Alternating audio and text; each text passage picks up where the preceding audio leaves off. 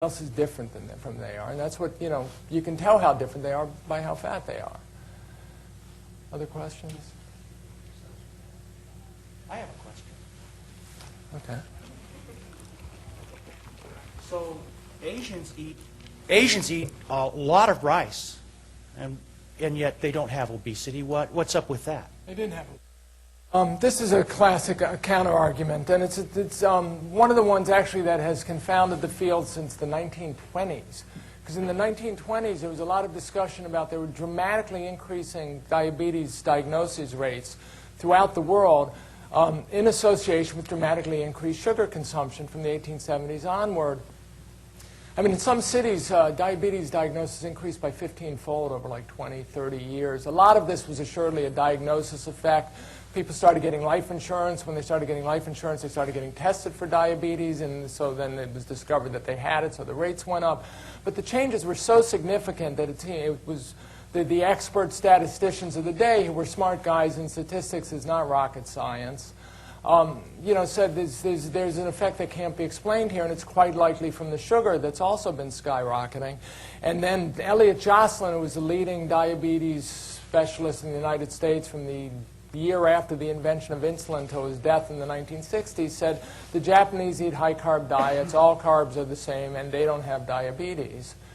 And therefore, sugar doesn't cause diabetes. And he didn't realize that sugar is fundamentally different from other carbohydrates, and the Japanese had among the lowest sugar consumption in the world. And Southeast Asians in general have not consumed sugar in any quantities until recently. And in the early 1960s, when I looked at this, the one study I found had sugar consumption in Japan at about 40 pounds per capita when it was around 120 pounds in the U.S. then. So they were consuming in the early 1960s what we were consuming in around the 1840s.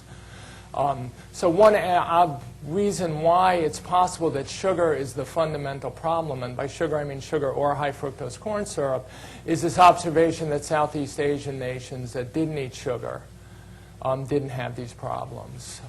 The genetics could be different also, but it is among other reasons, it's conceivable that if we could just get rid of the sugar or cut it down to something maybe a third of what it is today, we would get rid of most of these diseases.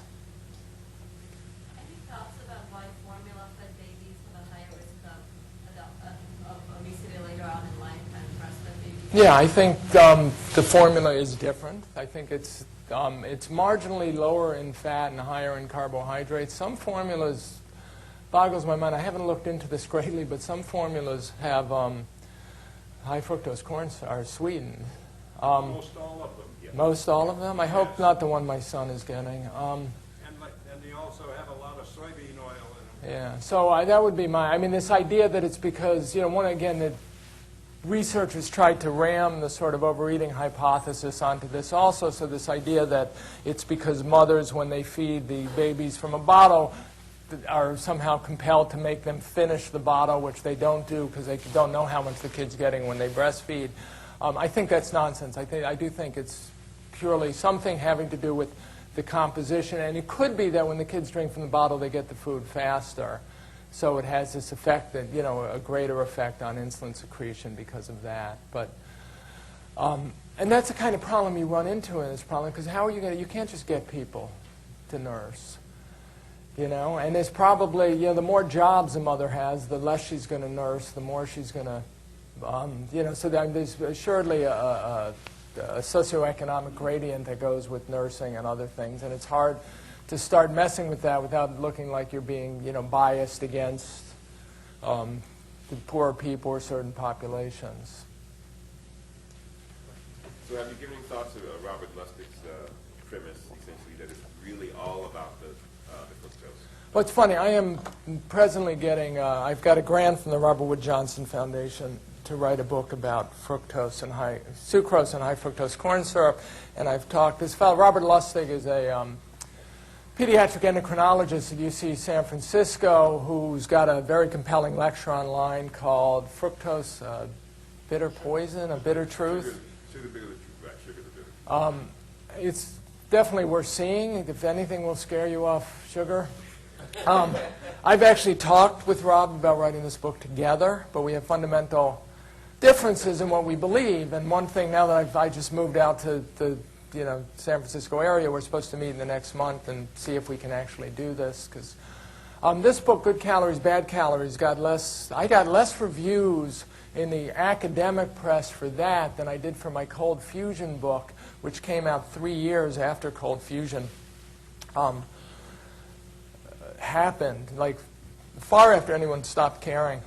And I believe the reason is, with the cold fusion book, I was confirming that the establishment scientists knew what they were doing, and the challenge of the establishment were quacks. And in this case, I'm arguing that the challengers are the people who knew what they were doing, and that the establishment scientists are effectively quacks.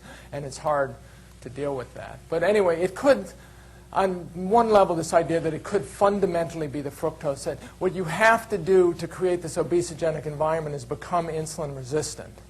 And when you get insulin resistant, when your muscle lean tissue becomes insulin resistant, you start directing fuel towards your fat tissue. And that insulin resistant, it is conceivable, is caused fundamentally by the fructose in the diet and the effect of the fructose on the liver, which then causes systemic insulin resistance, which then causes the fat tissue to decide to start taking in fat to ameliorate the problem.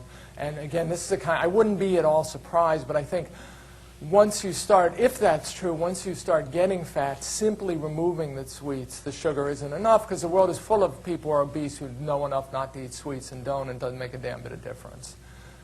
And that's the fundamental. If you focus on the sugar, like you might solve, if we never had sugar, we might not have these diseases. But having sugar, then the other carbohydrates become problematic as well. One of the most disheartening things I've seen is what you just mentioned, is that your book, doesn't get many reviews in Science or Nature and those journals. Do you have any other hypothesis as to how these journals pick the books that they're going to review? Because sometimes the books picked, or you really wonder why they picked this particular book, and this seems to be fundamental. This stuff I can understand. How journals work, that's rocket. I think the problem with my book is, who do you give it to? I mean, even if they want, and it's funny, much of the fundamental, the first research for this book was written in a series of award-winning articles for Science, and Science didn't review it. But the question is, when you've got a book that says everyone in the establishment is wrong, who do you give it to review? And actually, it was a problem with doing the writing myself, because one thing you do as a researcher, as a journalist, is you have an idea, and even if it's counterintuitive, I did this when I wrote this New York Times Magazine story in 2002 that was fairly famous. What if fat doesn't make you fat?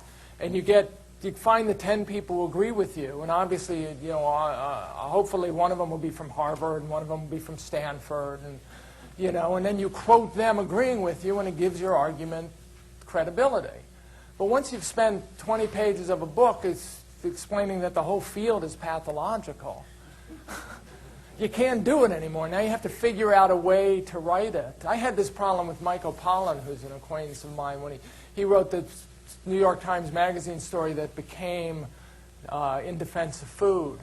And he was ripping apart clinical trials based using Walter Willett from Harvard quoting Walter Willett to do this for him, and then 2 pages later on, he's,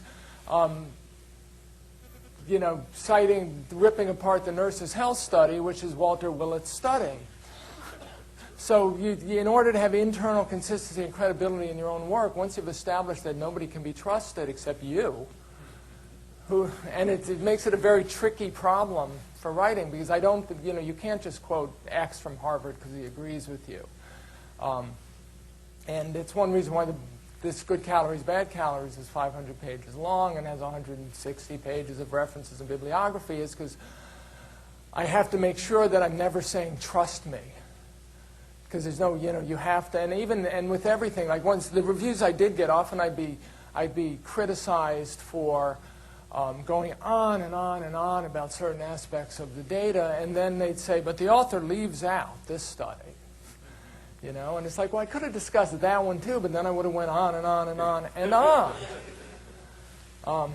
Anyway.